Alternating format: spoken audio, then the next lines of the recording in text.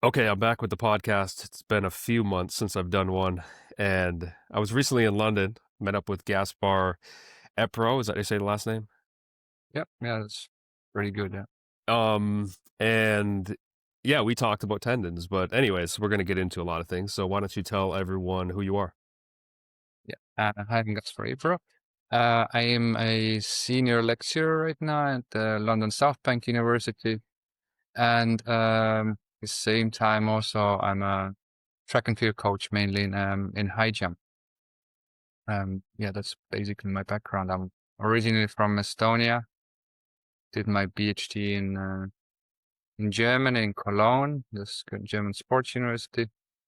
And yeah, then I got a research position in London, and now I'm here.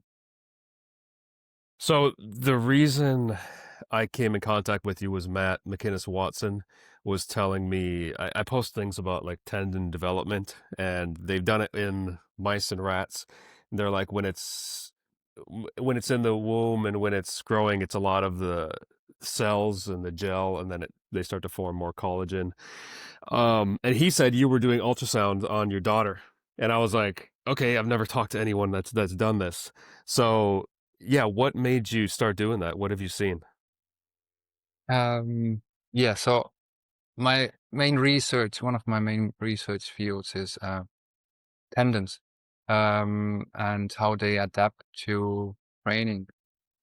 And yeah, there's not much about babies or young young kids, especially when they're just 1 year old. So I was just wondering for my teaching to have some photos how the tendon develops and how it gets um and also the muscle how they change over this time they broke.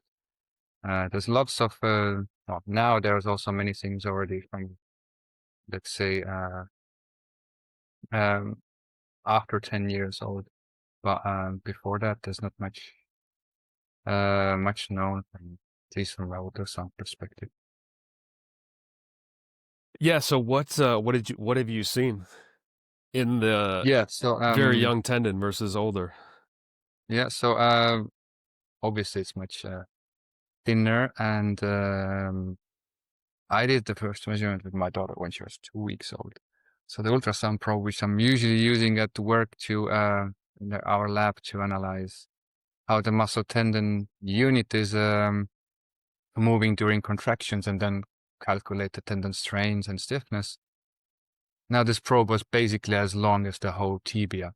So that was interesting sight to see that you had the whole, basically almost the whole Achilles tendon and the gastrocnemius soleus in one picture, uh, in a 5-6 centimeter probe, which is not quite common. So you can, um, I'm just looking it for my own uh, interest, how the nation angle and fiber arrangement in the muscle develops and how the tendon develops, and just to maybe in the future to go also more into this area, but it's getting this trickier and trickier to measure when she's more active.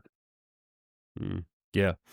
Um, okay, so you've done you did your PhD, but you have this association with the Berlin group, who came up with the Berlin method, Aaron Patsis, Falk Mersman, the other guy, I almost forget his name. Sebastian. Yeah, tell me how that was. What exactly were you working on when you were doing your PhD, and you were around those guys? Yeah, so they were already in Berlin, but the lab and so basically Professor Ampatsis, he used to be in Cologne where I did my PhD. I did my PhD with one of his former PhDs, Kyros Karamanidis. Um, and he continued this work what Arampatsis had done in Cologne. Arampatsis built his own lab in Berlin, and Falk and Sebastian were his first PhDs there, and they're still along there doing all this work. My PhD was about older adults, actually, training older 65-plus-year-old ladies to see if the similar methods, the Berlin method, as they call it now, would be also effective to increase the tendon stiffness in older adults, and if it's even possible to increase the stiffness and the cross-section area of the tendon to make the tendon stronger while the calf muscles are getting stronger. And the second part was to see if this has an effect or is important for falls, to avoiding falls. So older adults from a certain age are getting less and less stable during walking mainly, and they can fall. And having obviously strong muscles and being reactive is important there to avoid a fall and do movements so that you won't fall on your hip. So change your base of support and making a bigger step to arrest, let's say, the upper body movement towards the floor. And calf muscles were there a important factor, and tendon stiffness and calf muscle strength played a role. Stronger people were more stable in older adults. But then I did this training intervention was 1.5 years long. So I trained the calf muscles 3 times a week over 1.5 years with the Berlin method with 90% of MVC with older adults also. 5 times 4 repetitions. And yeah, they improved their muscle strength and tendon stiffness. But it stopped at one point. So there was no improvement after, I don't know, 20 weeks or 18. I can't remember. I have it in the paper there. But I had a control group who didn't do the exercise, but I just obviously measured if muscle strength and tendon stiffness or anything changes there. And I did also then a stability analysis on the treadmill where I'm attaching their legs to a metal rod and with a system I can pull from it from the leg while they're walking on a treadmill, so they will stumble. Obviously, they're secured above, so they wouldn't really fall. And the disturbance is not fully pulling the leg or the legs completely away. It just disturbs a little bit. But it's enough to stumble them, and then they lose their balance a bit. And then they need to do usually do a big step forward. And stronger people are usually a bit more effective, more successful in that. And when I then made them experience this perturbation several times just in one session, 8 times, then I saw already incredible increases. So they were much more stable just after 3-4 trials. So there was more, the nervous system was there a more important bit than the muscle strength itself. So you can have the capacities, but when you don't know how to use the capacities, then it's doesn't bring you off so much. So the control group who experienced this perturbation in one session, 3 months later, they were still better, and the same amount better as the intervention group. So the muscle strength is important, but if you don't know how to use it, then it doesn't bring you much. It's basically like in sports. You can build your capacities up, but you need to be able to also use it if your sport has a specific task, like high jump or jumping. Can get stronger, but the technique changes, and you need to be able to use this capacities to build up. Why was it there was no improvement after 20 weeks? Why do you think that was? There was no improvement in the Achilles tendon stiffness and the calf muscle strength, or then the what was it? stiffness and calf muscle strength also peaked. They both peak. Maybe I should have put in. I don't expect it to be much different also in young adults, to be honest, because we used 90%. Each training we did 100%. So this 90% was adapted each training session. So it was continuously progressive training.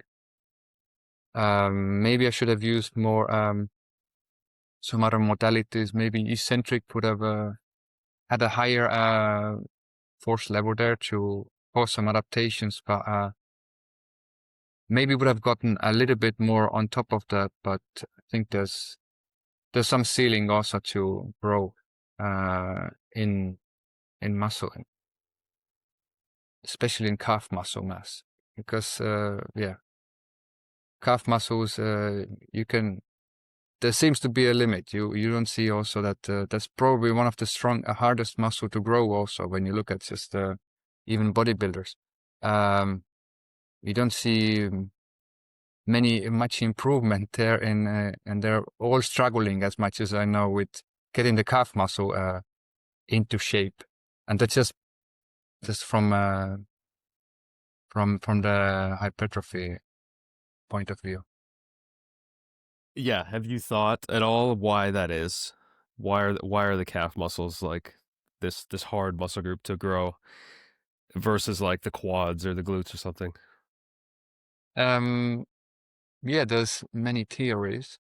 One is also that when you anatomically and evolutionary, it's more important to have or it's less economical to have large muscle mass in extremities or further away from your center of the body, because it's then hard to move. You use more energy, and that's why when you look at animals also, I know you looked also a lot of I look at your Instagram also all the time, so still always interesting videos and photos which I can use in my teaching sometimes, because you seem to find some good examples there always. And when you look at horses also and quadruped animals, they have all really thin legs, all the masses up there. And the main reason researchers have also thought is this, that it's less economical when it's further away. It just will use more energy. You will use more energy. Yeah. Okay, maybe at this point, some people probably hear the Berlin method. I'm sure some people know what it is, but I still get questions every day on what it is or whatever on Berlin method. So I had a show with Falk Marsman, so we kind of talked about this whole like the 5 sets of the 4 repetitions of I think it's 3 to 5 second holds or um yeah, could you kind of give your explanation, Berlin method? Why is this used for Achilles tendon adaptation, patellar tendon adaptation? Why do we need to be training like at this 90% plus load to get adaptation through these tendons? Yeah. So firstly, tendon, like Falk also told you in your podcast, is like any other material or let's say tissue in our body. Where it's a biological tissue, it can adapt to some stresses, and the stress which we have in tendons is the strain it experiences, to how much stretch is put on it, and the stretch comes from mechanical load, and the mechanical load in this case is how much the muscle is pulling from the tendon. So muscle is, the tendon is basically like a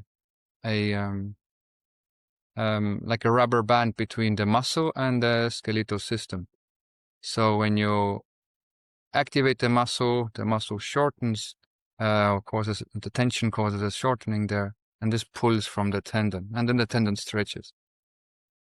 If the stretch of the tendon or the strain is high enough, it causes some damage in the tendon, so your body naturally wants to regenerate. Because otherwise, when it would not regenerate, it would rupture at one point, and then you wouldn't be able to transmit those forces to the skeletal system, and we wouldn't be able to walk because there's no tendon in between. So tendon is like a transmission, a link between muscle and the skeletal system. Now, tendon, if we look at the Achilles tendon or patellar tendon, which are the biggest ones, or the biggest and most researched ones, tendons usually have a uniaxial movement, or mainly this movement or direction where they are stretched mostly. So Achilles tendon is not stretched sideways so much because the main pull from the muscle comes from this direction, vertical. And the more force or muscle we activate, the more force we generate, the more the tendon stretches, basically exactly like a rubber band. If you now pull there from 50, with 50 kilos, it stretches, let's say 2 centimeters, depending how thick and how long the rubber band or the tendon is. If you put now the 100 kilo on top, it stretches more. From the studies from Arampatsis group in Berlin, and we know that the region where tendons start to adapt or any adaptation in the stiffness is somewhere around this area which they have in their paper. I think it was what 4.5 until 6.5 or something percent of strain. That means strain in percentage is basically just when you have a 10 centimeter tendon, let's say it elongates 10 millimeters, it gets longer 10 millimeters, so 1 centimeter, then the strain would be 10%. Yeah, because it's the elongation in relation to the starting or resting length. Yeah, so the percentage change of its length basically is strain, simply said. Muscle needs usually muscle adapts also to mechanical load or metabolic stress as well, but muscle usually needs a bit less load. So you can adapt to muscle with a really wide range of percentages from MVC when you would train. Because there's so many training programs. You train with 20% of your maximum, you still get some muscle adaptation. In some studies, even if you, depending what variables you use there, you may even get the same amount out as with using high intensities out of your MVC.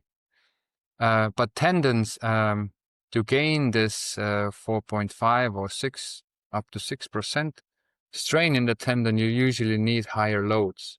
And those loads are somewhere at least above 80% and of your MVC in an isometric contraction.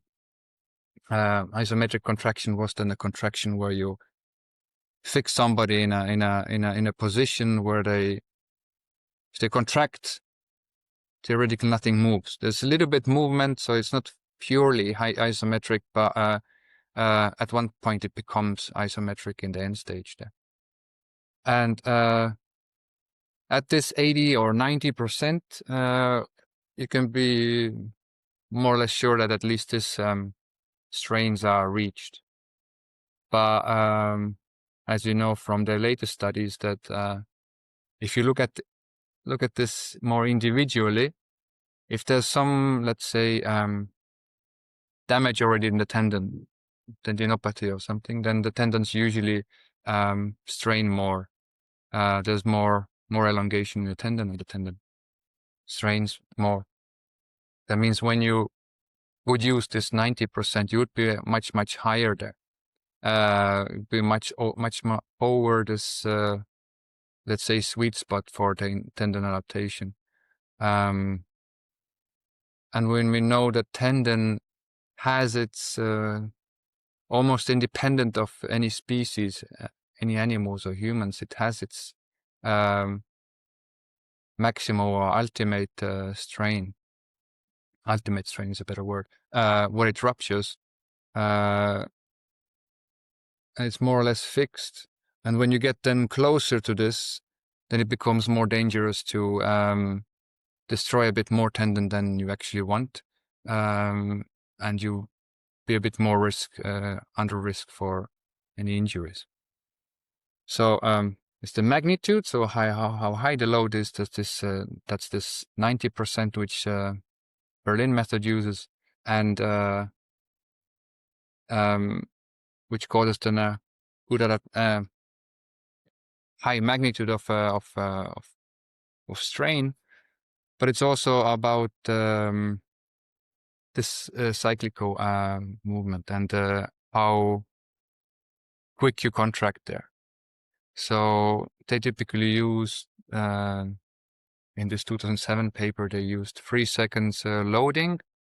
That means you contract to this target point of your 80-90% there within 3 seconds, and then you hold it there at this point at least 3 seconds. And then you have 3 seconds in between for relaxation. So you cyclically load, hold it 3 seconds, relax 3 seconds. And this has shown to be more effective than holding this specific load for a longer time without any resting it between those contractions. And yeah, so that's when you use now plyometric loads, you have high loads, but they're really short time amount. So it doesn't give the same effect. Yes. Okay. Perfect. This reason why the cyclical, like 3 second on, 3 second off, works better than a longer hold. Is it because you just can't hold the same amount of load for that period of time? Yeah, that's one of the main reasons. Yeah. So because when you need to really actually push with 90% and you have a feedback. I mean, in the gym, you might think that, yeah, I'm actually pushing. I'm not letting, there's nothing going back.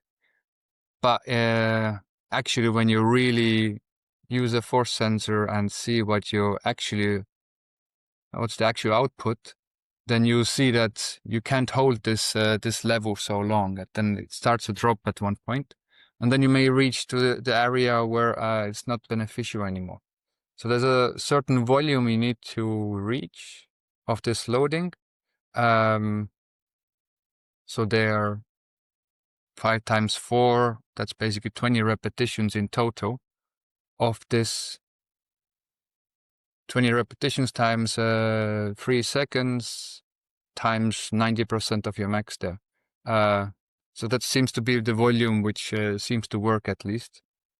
Can also work a bit less or a bit more depending on the person, but on average this seems to be effective. When you hold now 30 seconds, then you definitely are not able to hold the loads there which you targeted for. So this drop off where it's like if you're pushing and you have a force sensor and it's like you're pushing at 90%, when do you see the drop off? What if they're at 90% pushing? Is it at 3 seconds, 5 seconds? When do you start to see this significant drop off? But that's really individual, as everything is in our in our world, and, especially when you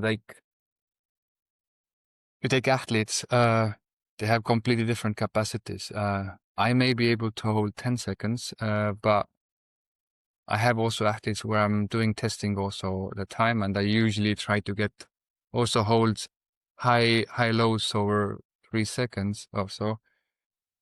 And there's some athletes who are not able to hold that so long even. Typically 3 seconds is fine, but everything above 5 seconds, 5-6 seconds becomes already individual. But usually a normal person should be able to hold 10 seconds, I think. But I can't give you a certain value there. So that's why doing these 3 seconds holds, then you can assure that in total you have the volume which you need for tendon to adapt. Okay, so when I was over there, you showed me some of the equipment, the calf testing, patellar, and then the ultrasound and how you look at the strain on the tendons. I want to get to this, like what you think is going on when you do a longer hold.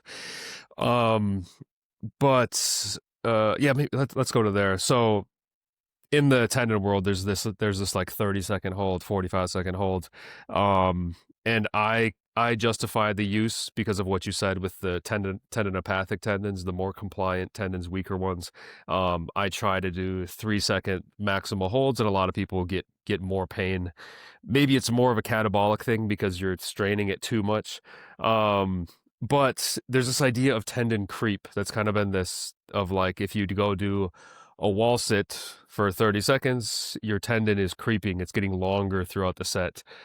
But when I was visiting you, I was like, can you explain why that's incorrect? And you had a pretty good explanation. And it's basically that the muscle is fatiguing, right? That's all that's happening.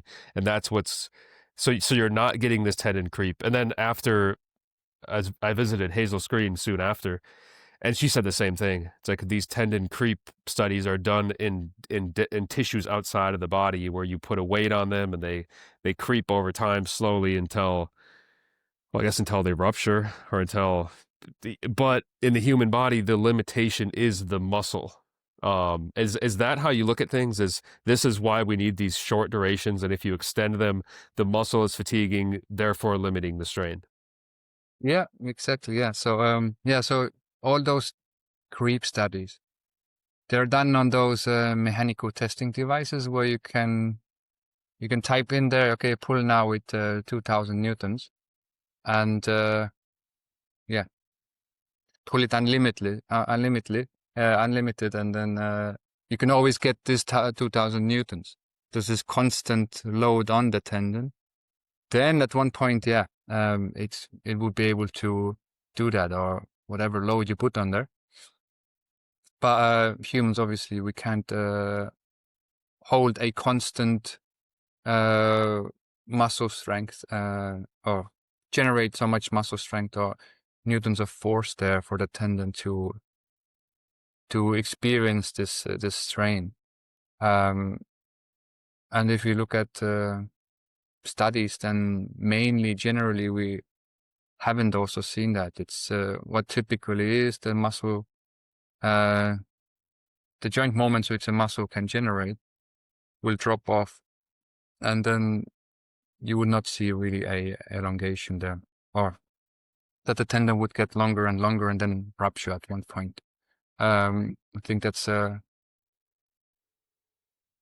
I don't even think that you would be able to get that when you would use electrical stimulation on the muscle, because it's still a biological tissue, and it's still, even if you constantly try to get this, at one point it will still reach its fatigue, and it would not really end at this stage. Yeah. The another thing I want to talk on strain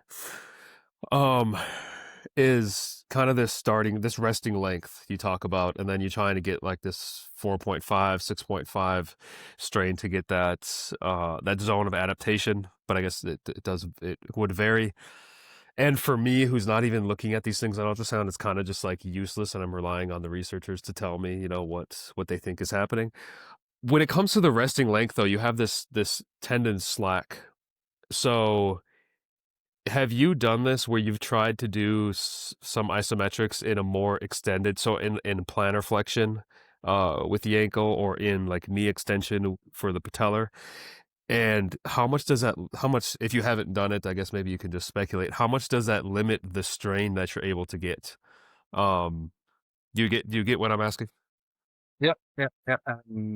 Yeah, you're referring to this one study, which I explained you anyways. So yeah, you can imagine if you look at the ankle and the calf muscle. When the ankle is more plantar flex, that means your toes are all down, and if you have dorsiflex, that means that the toes are up. When you have a dorsiflexed leg, then you typically also feel that, yeah, there's some passive tension in your calf muscles, and the tendon is also not like a soft rubber band if you touch it. But when you put your ankle in a plantar flex position, then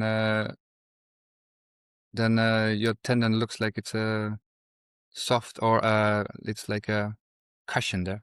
And this, when you measure then the starting length there and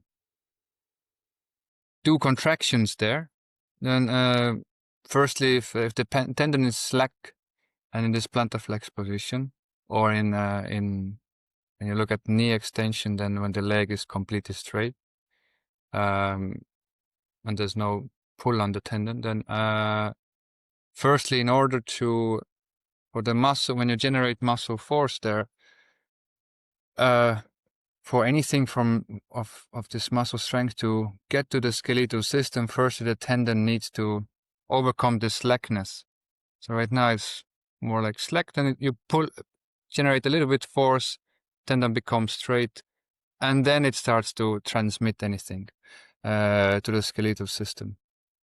And due to this fact, you don't really find much strain also in this slack position. Firstly, mainly because in the slack position for the tendon, for both calf and knee extensor muscles or quads, they are in a really short length.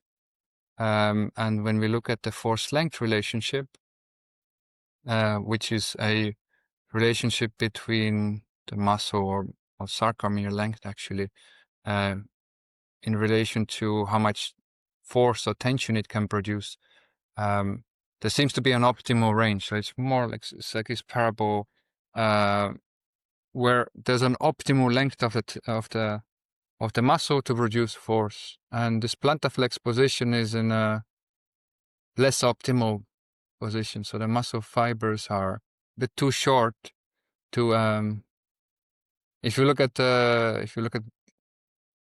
basic sports science and you remember the muscle contraction, you have the myosin and actin filaments in a really short length. They're a bit, let's say, cramped together. And then to make the muscle shorten, which it does during contraction, there's nowhere to go almost, to put it really simple. And when the muscle is longer, it has a space to shorten and cause this tension. And that's what we've seen also.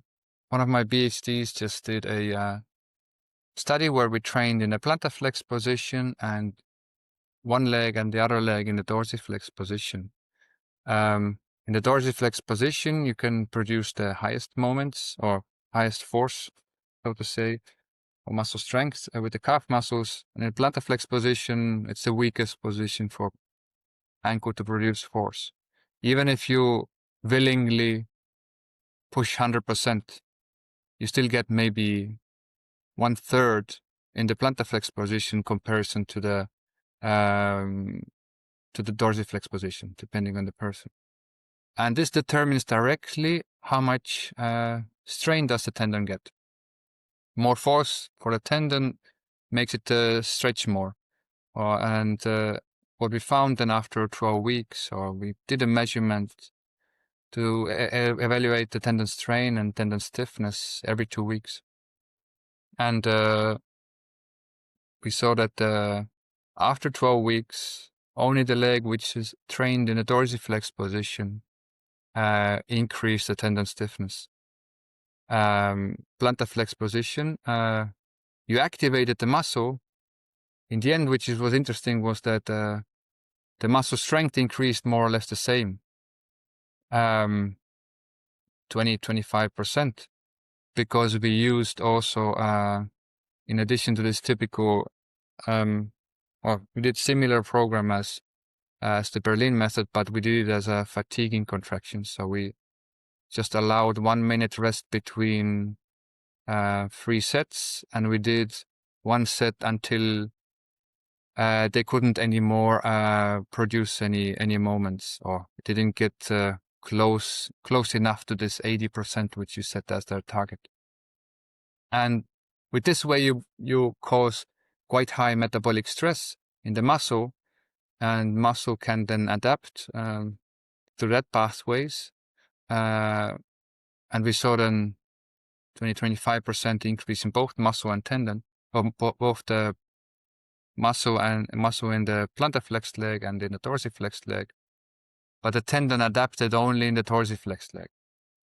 And even if we trained in this more advantageous position, dorsiflexion, or where the strain was high enough, the tendon still lags a little bit behind to the muscle. So there's always a little bit, there was 2 months, 8-10 weeks. That's when the tendon started to adapt.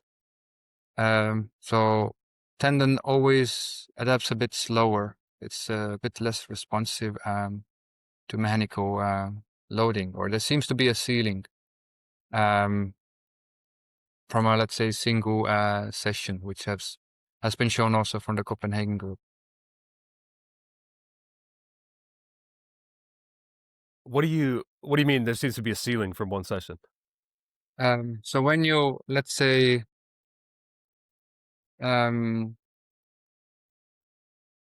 apply force on the tendon, or stretch it, or contract the muscle so that the tendon would adapt, you usually have, let's say, protein synthesis in the tendon, or collagen synthesis, so it can repair the damage, so to say. If you reach a certain amount of this damage, then or a certain amount of damage, then you reach the maximum what can be synthesized. So when you then, let's say, do 20 more sets or much more on top of that, you don't get more synthesis of tendon and collagen synthesis to repair. So when you now continuously do this, then let's say day after day, then the tendon may get into the region where it's not adapted enough. So the damage can get bigger. Let's say when you take a scale, the damage is much more than the regeneration can take place. And then when you continue this way, then you may enter fields where it can be more risky for the tendon again to develop some tendinopathy or something. Okay, yeah.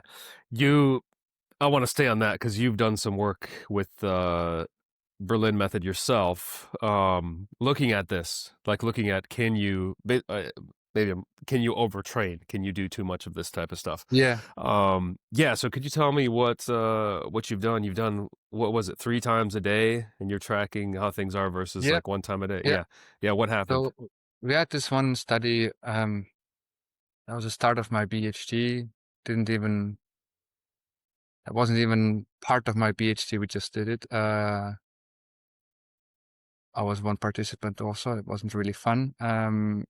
So what we wanted to do was that to simulate the start of a tendinopathy, basically, or to see if we can get this creep effect, which we spoke before, because we know that muscle, you can't, the muscle fatigues earlier than this creep effect can take place. And even if you look at let's say, you could say that marathon running, you will have a high load there and a large volume.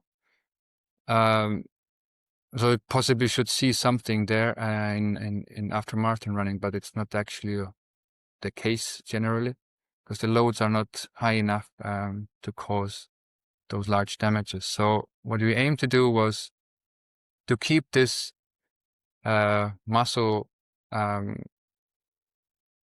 to enter a volume of training where it can cause the tendon to strain more. So what we see usually with the tendinopathies. So we get closer to this risky regions. So we did once a day. Usually this Berlin method or any training study which you see is done like, let's say 3-4 times a week. We aim to do every day, every single day, this effective method to cause adaptation in the tendon or give a tendon enough stress or stimulus to adapt, but give it more often. So we did 12 days in a row, once a day in the morning. And with the other leg, we wanted even to increase this to see if then we would reach this strain even earlier. And we did 3 times a day, the same thing. 5 times 4 repetitions at 90% of your MEC. So that gave you like few hours rest between the training. So it was basically like 3 times a day training for 12 days in a row. So it's quite inhumane. Sorry, what were you doing? Seated calf, standing calf? What So was we're it? doing so we weren't doing seated calves. We did seated. We were sitting on a chair, but it was like with a straight leg, plantar flexion in a seated position, but with straight leg against the force plate. So we had a feedback, so we know exactly 90% where we need to hold this 3 seconds and then relax, and then again, and we progressively adapted this also based on daily maximum, because even within a few days you will see already a little bit increase in maximum strength. So what we saw there was exactly what we basically wanted to see, which we expected also because half of the guys had also pain. I think I was the only one who didn't really have much tendon pain, but people had tendon pain already. And when we analyzed the data, then we saw that the tendon strain had increased, especially in this leg, which we trained 3 times a day. And then we took blood also every day, or every second day, I can't remember. And we saw also in the blood also some biomarkers which showed that the damage in the tendon was bigger than the tendon could regenerate, basically. There was not really inflammation in the tendon, which is still debated if tendinopathy is a inflammation at all. So it was more like a mechanical damage in the tendon, and it remained also when we stopped in the training, the 3 days after this 12 days of training, it remained still higher, the tendon strain. So it was a more long lasting. So that means use high volume, or too high volume, the tendon can also reach those areas. So we reached, I think, partly where the tendon would have gone towards tendinopathy. And when you said it strained more, this was in like a MVC test where you're seeing it strain more, or how Yeah, did so you? we did we trained every day, once a day, the other like 3 times a day, but every second day we did a measurement where we used the ultrasound on the myotendinous junction of the gastrocnemius medialis and determined then during the contractions at ramped 100% contractions, how much the tendon strains then during those contractions. And over the days, it increased after 8 days, I think, for the 3 times trained leg. So where do you stand right now with that? What is the good frequency if you're going to do the Berlin method? How many times a week? How many sessions? That was until I think last year, when also a question which I asked. But then Falk and Aaron Patsis did one of their new PhDs did a new study where they tried this out. How many sessions or how many contractions do you actually need then in a week? And in the end, it wasn't much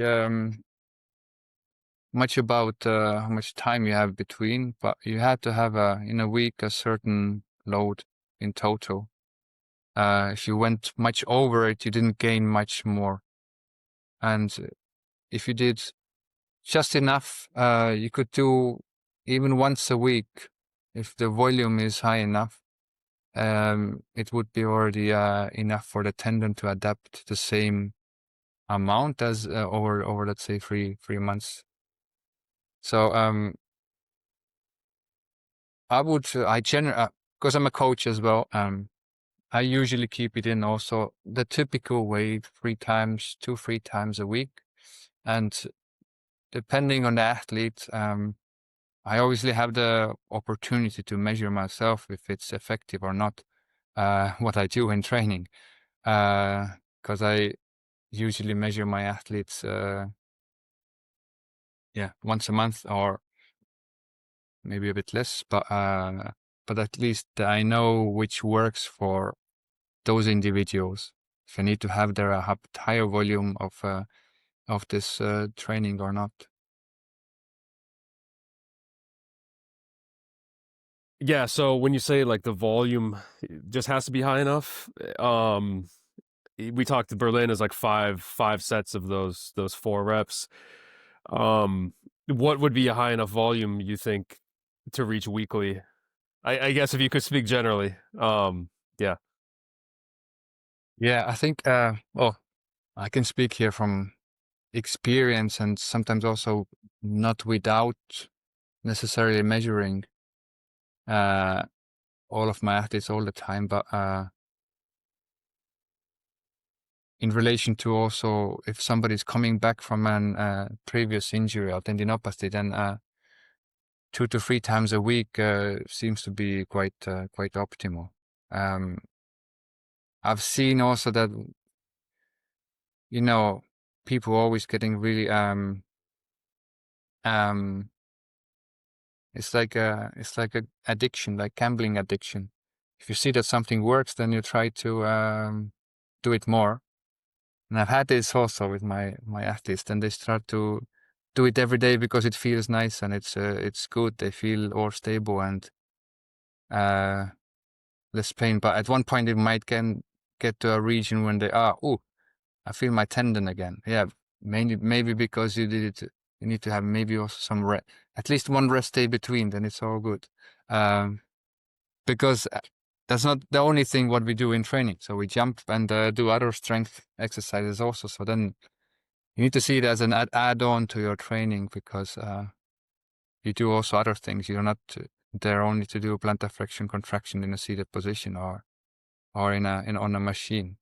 That's just an add-on to your overall training to keep you healthy, and you shouldn't overdo it. Yeah, okay, so that thing on you said like if they do match that volume and do it 1 day per week versus doing it multiple times per week, it was like the results were fairly similar. Have you speculated on why that is? I think I don't know with muscle if muscle would have the same thing because muscle's usually I don't know, maybe muscle is the same, but is there something going on with tendon where it's like you can just really hit it hard 1 day and then give it 6 days and it's still going to give you like this anabolic response? Yeah, have you had any thoughts on that? Because this is kind of talking with you was the first time I had heard about that. Yeah, I mean, tendon needs a bit time to recover from training. Yeah, so like I said before, it lags, and if the lags a little bit behind the muscle strength adapts. Or if you do a hard session, then in several hours you can already push maximum, almost. If you have enough rest in between. If you just let's say do a maximum test, you still can do it in couple of hours already. If it wasn't like it was like a really metabolic stress filled training. But the tendon, it typically takes a bit time, like 2 days, to reach a positive synthesis rate. If you just look at the plain protein synthesis in the muscle, it kicks in already, let's say, less than a day or a day max. In tendon, it can take up to 2 days. So there's like, and when you then put on top of it all the time, then tendon doesn't get enough time to recover. What's the exact mechanism behind it? Yeah, I can just speculate, but I don't have really the measurement tools there to measure it in my lab, unfortunately. Mhm. But Yeah, Hazel had a good answer there, bro, for you. yeah. You so you're talking about that marathon, and it's like you'd think there'd be some creep because, but like the loads may not be high enough to cause that. So if we just take this like 4.5% minimum strain number, like if you're below that and you're training, so I'm thinking even like if you're doing a 45-second isometric, because like in the Patellar and Achilles world, it's like they early on, depending who you talk to, they can recommend like 3 times a day, 45-second long isometric holds, you know? And then people would have the thought, is this not catabolic for my tendon? Is this not damaging my tendon because I'm doing so much training? But to me, I would think if you're not even reaching the threshold of strain, then it couldn't be damaging to the tendon. Is that kind of Yeah, what you're thinking? that's what I would think also. Yeah, if you just think it like mechanistically, then that's exactly what I would think also. Yeah, unless you have already a tendinopathy there, then you maybe the first part of this long contraction, you may reach it, but then you have a fatigue, then you don't reach it, then you're below this area. So the long contractions, I would, I'd use them mainly only in cases when the tendon is already maybe in the first stages of trying to recover from an injury or tendinopathy, and then slowly return back when everything is healthy or closer to healthy, then towards to something like Berlin method or similar types of training. It doesn't need to be exactly the Berlin method. Can be also simple squats done in a long duration or slower, higher loads and slower contractions there. That causes more or less the same effect. Okay, so this we talked earlier on the full when you're doing a knee extension and you're in full extension, it's like the muscle can't work as well, the tendon slack. If you're in plantar flexion, the muscle can't work as well, the tendon is slack. If you go to very deep ranges, like super deep knee flexion or super deep dorsiflexion, do the same. Now the tendon is obviously not going to be slack. It's going to be that slack's going to be taken up. But are these ranges that are not as good for tendon strain? For me right now, I would think it would be worse for patellar tendon because I feel like the quad can't work as well being super deep. But a lot of that Achilles research is like very deep dorsiflexion is the way to get a lot of calf activation and a lot of strain on the tendon. Is that accurate or what's going Yes. on? So calf muscle and the quads are a little bit different. So if you take each muscle is built a little bit different, and the range of motion is a bit different in our different joints. And if you would take muscle fiber or sarcomere out of any muscle, it would have more or less the same length, and you would have exactly the same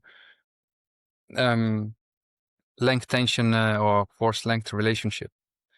But due to the fact that if you take plantar flexors, your range of motion is, from, depending on the person, a little bit dorsiflexed, football players a bit less.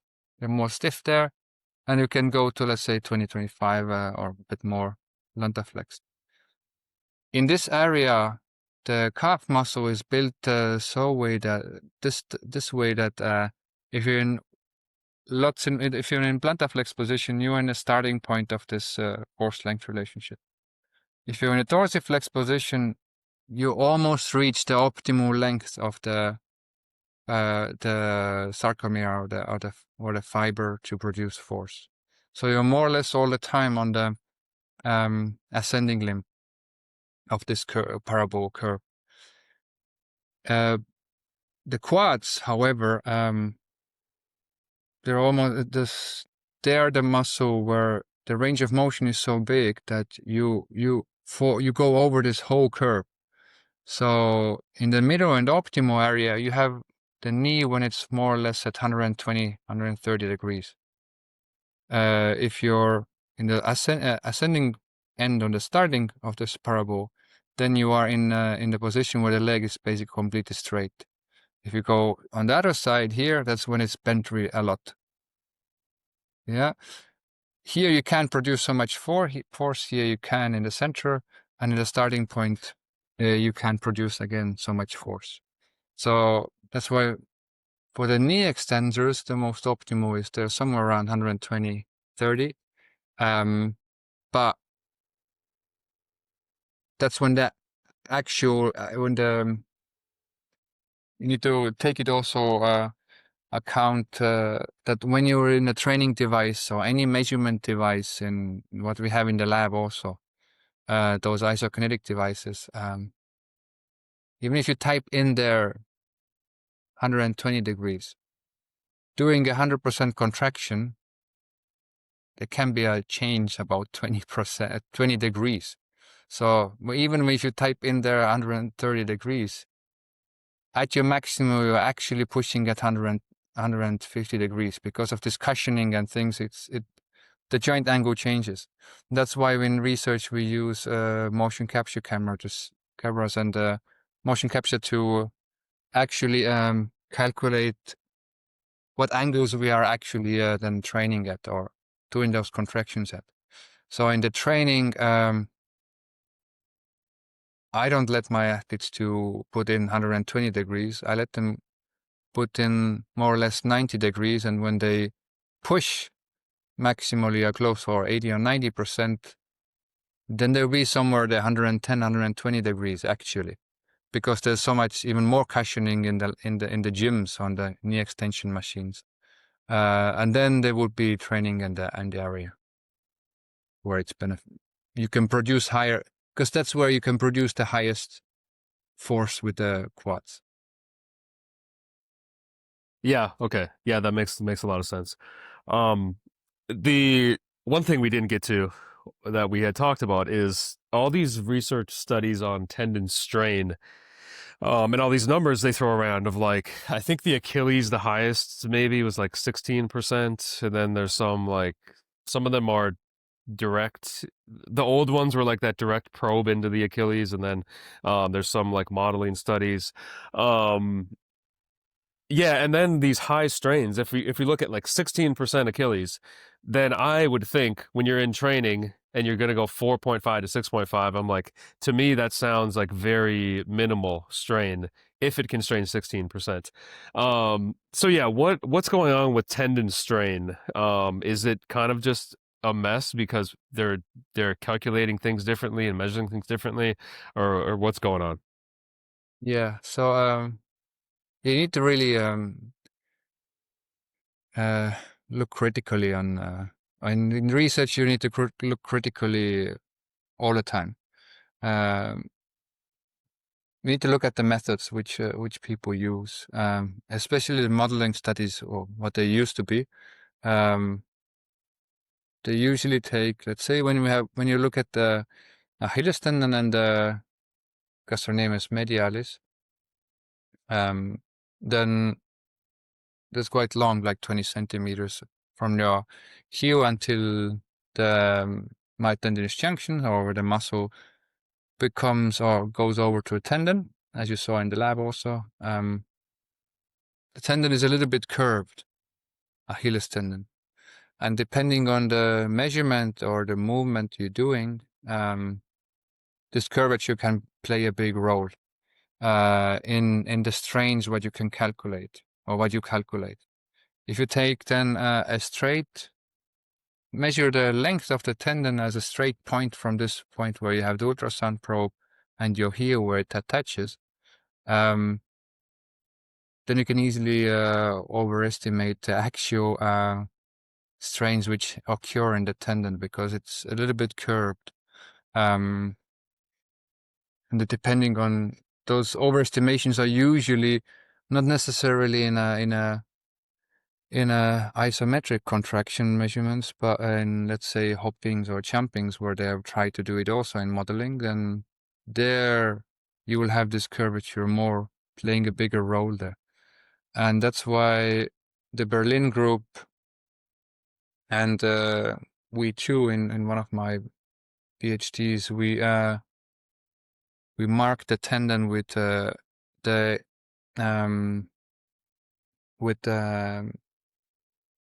infrared markers, so you can calculate the curvature of the tendon. And more research groups are doing the same now, also to calculate then the, let's say, more accurate tendon strain, because we still measure it from outside. We don't actually know what happens inside the tendon. We use ultrasound and still an estimation, but I think we're more closer than some earlier modeling studies when it was done straight, because then you can really overestimate the length changes and the strain afterwards. And we see it typically in the jumping tasks or running, because there you have a really wide range of what kind of strains the different research groups have seen over the last 20 years. I think we're going closer and closer on top of the pyramid, and the methods are getting better. And research groups now around the world are showing more similar values. But when you look at the measurements there before 2010, 15, then you see a larger variability. Yeah, so not everything what you read in any research paper should be taken as a golden standard. You need to know a little bit about the methodology. What have you seen for yourself in measuring Achilles and Patellar?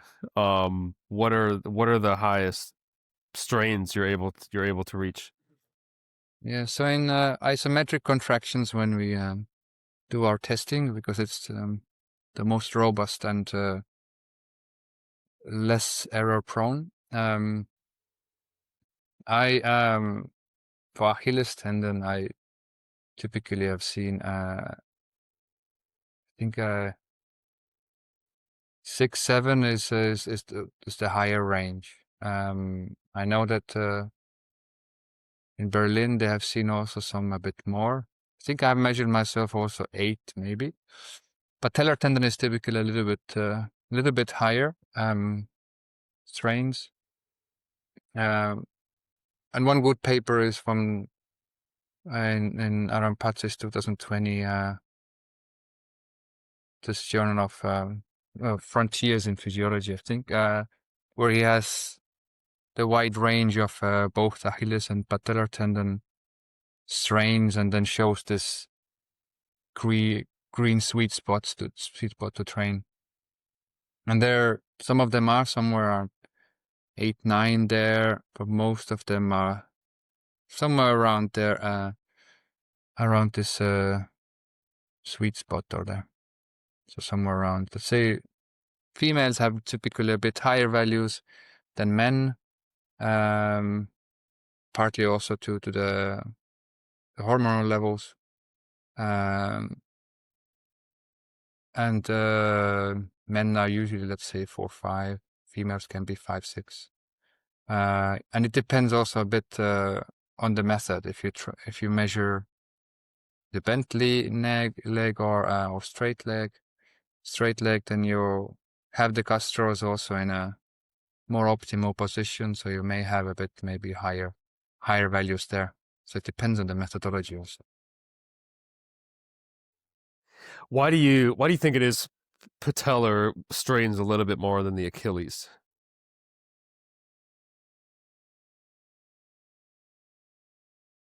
I'm not sure. Firstly, it's maybe the overall muscle can be a bit stronger, and the tendon is also quite short compared to the Achilles tendon.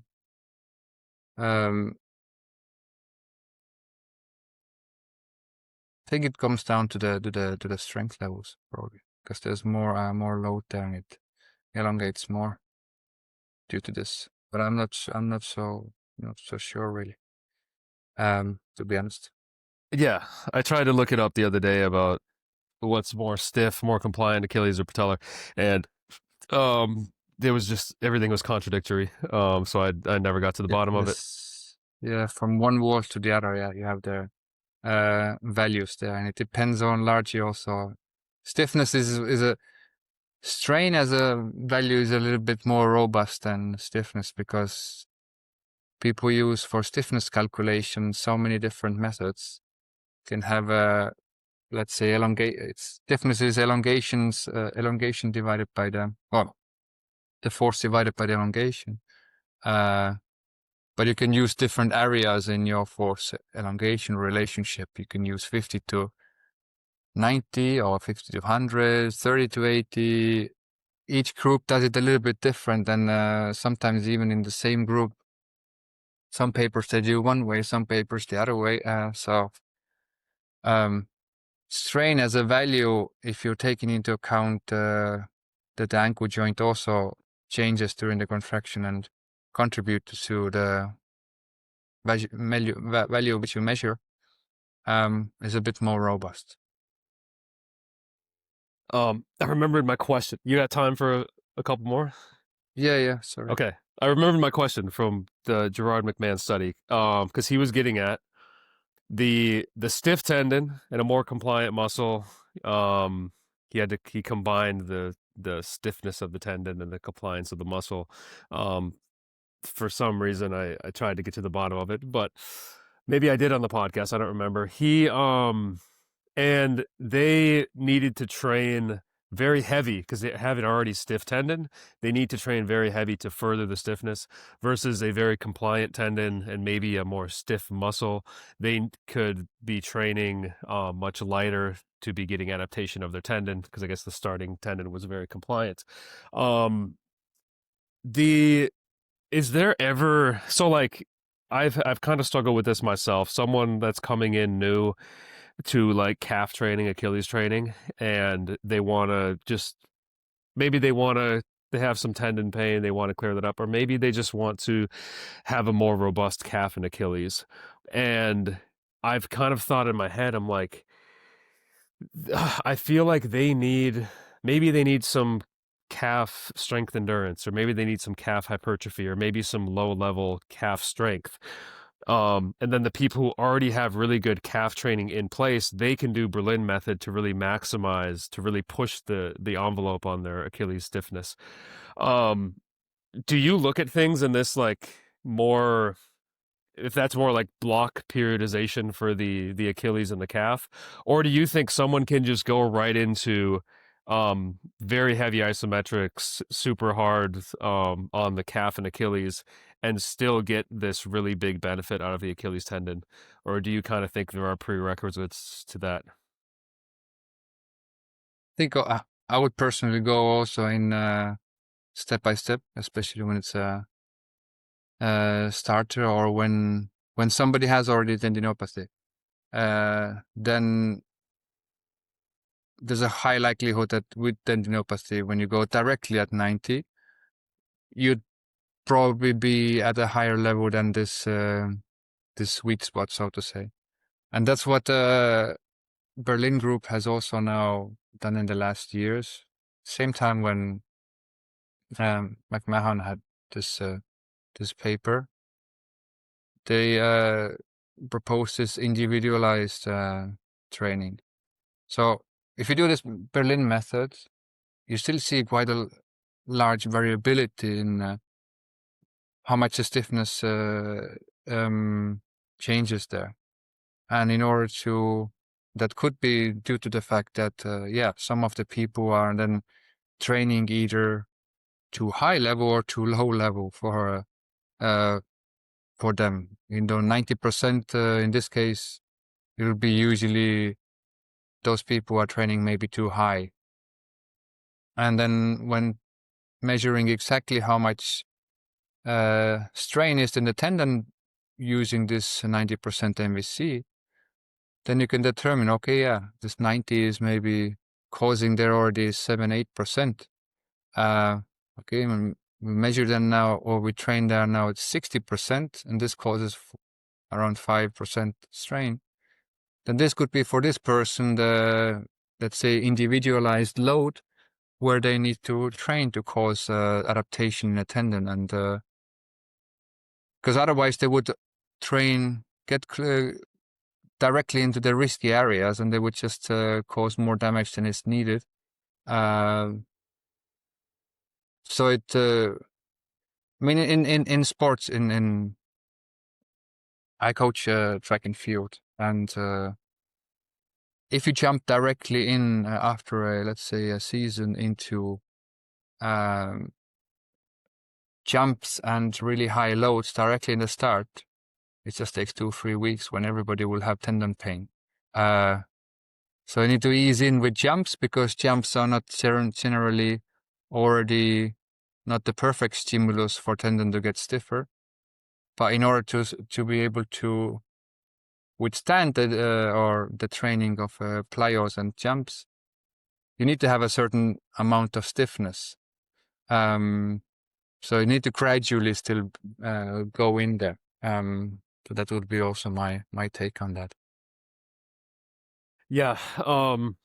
Okay. This whole thing with the females, so that there was that other paper with McMahon and Joe Cook. The female tendons are from Venus, male tendons are from Mars, and like the differences, males have stiffer tendons than females.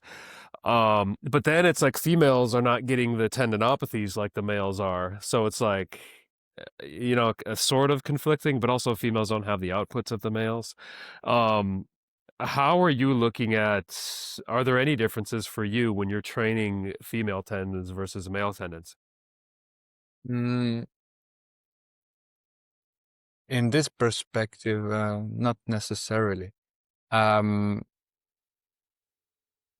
They show in total, they have lower muscle forces, and therefore they don't reach the same loads. But when the tissue is a bit less stiff, then they still reach the same regions of strain, even with lower loads compared to men.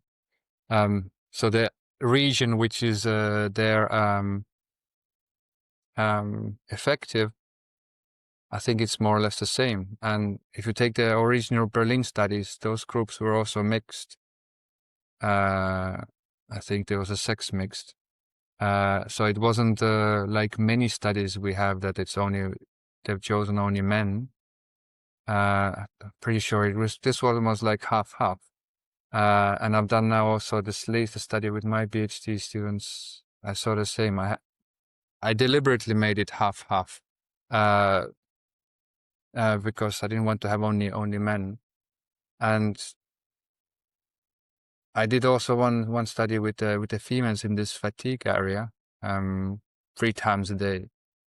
I saw exactly the same thing. It wasn't now more or less increase in strain, still under review, but there was not much difference there. And then I have also both men's and females, and I've had the same success with those ISOs or similar to either Berlin stuff or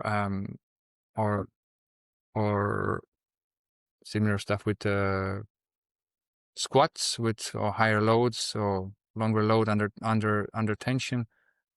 they seem to work on both. It's just females have. I think the issue is more with the ligaments or ACL than it necessarily is with tendons. But it's still individual. Some people, yeah, the hormonal fluctuation can have a high impact on some and not the others. So in this case, you need to a little bit look things a bit different again. At an elite level, it's where I usually work is it's a really individual case by case. At a normal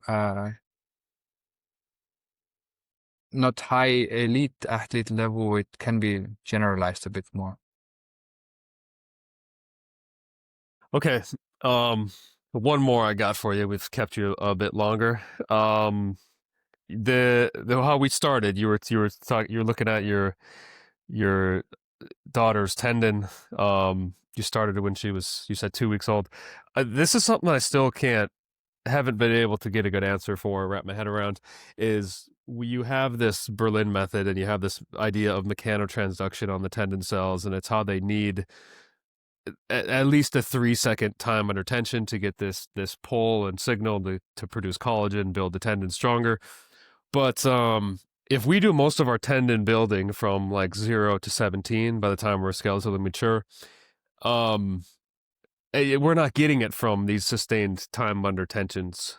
And this is when our tendon is mostly being built.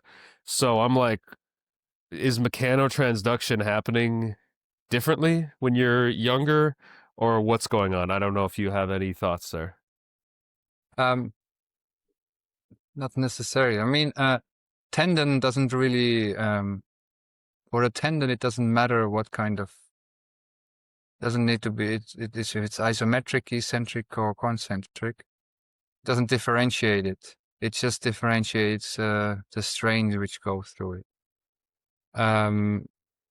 So yeah, the total volume, I think, obviously, in over the years, if you're active, it still can have an effect on stiffening the tendon and making it stronger when you experience some loads and strains there.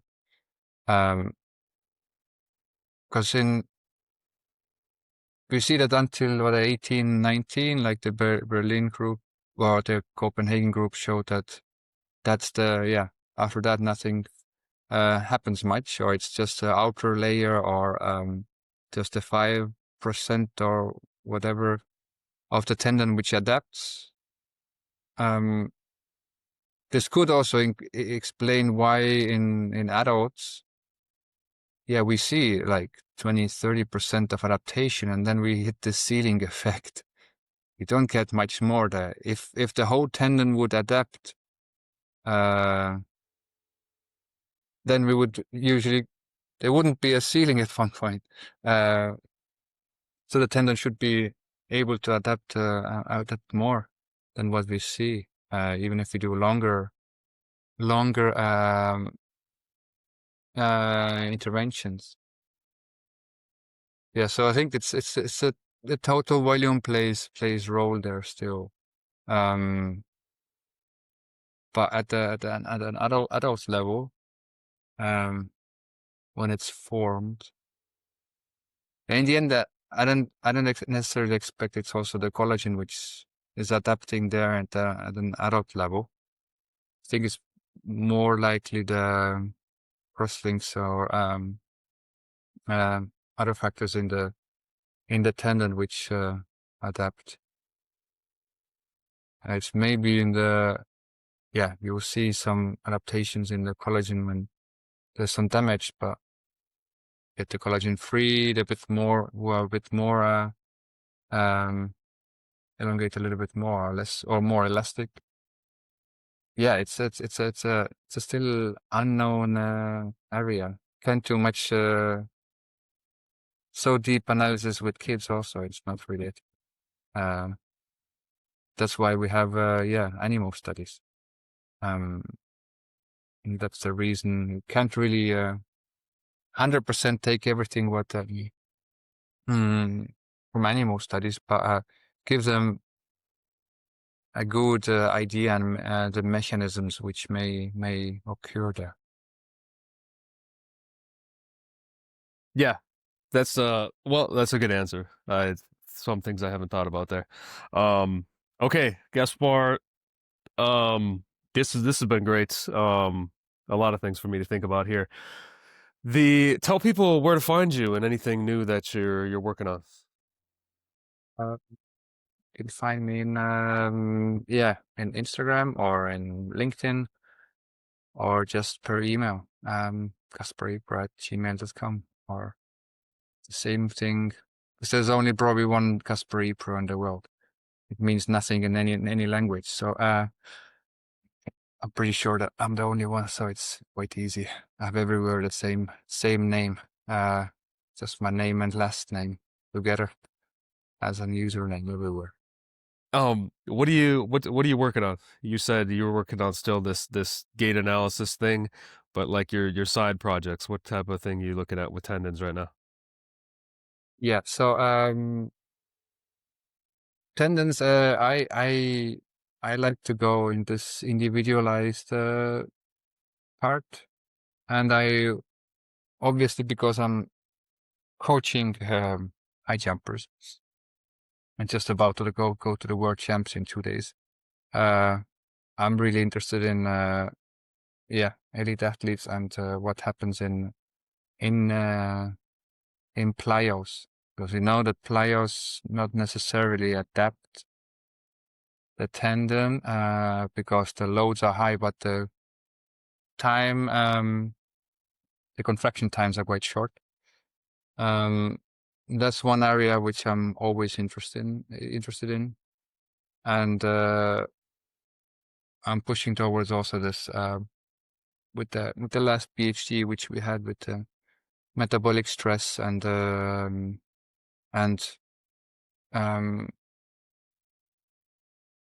find what causes the tendinopathies and how to avoid them. Because we know, what's good for healthy tendons, but we don't know for each case what's good for and how to come back from tendinopathies or even ruptures, which is almost impossible to fully come back, because all the ruptures are, each one is a new case, and it's currently I had I still work together with some elite athletes, and sometimes somebody comes in with a ruptured tendon, and let's see what we can do here and try to find some ways to get them back to their at least back to compete. But there are not many cases for athletes to return their starting point or the same level. So my daily goal is to keep my athletes always healthy, and when somebody asks, then give them some hopefully good advice so they will not sustain any tendon injuries. That's basically on the tendon area, which I'm interested in right now. All right, Gaspar, thanks for coming on. Yeah, no I worries. think this is going to be really valuable for a lot of people.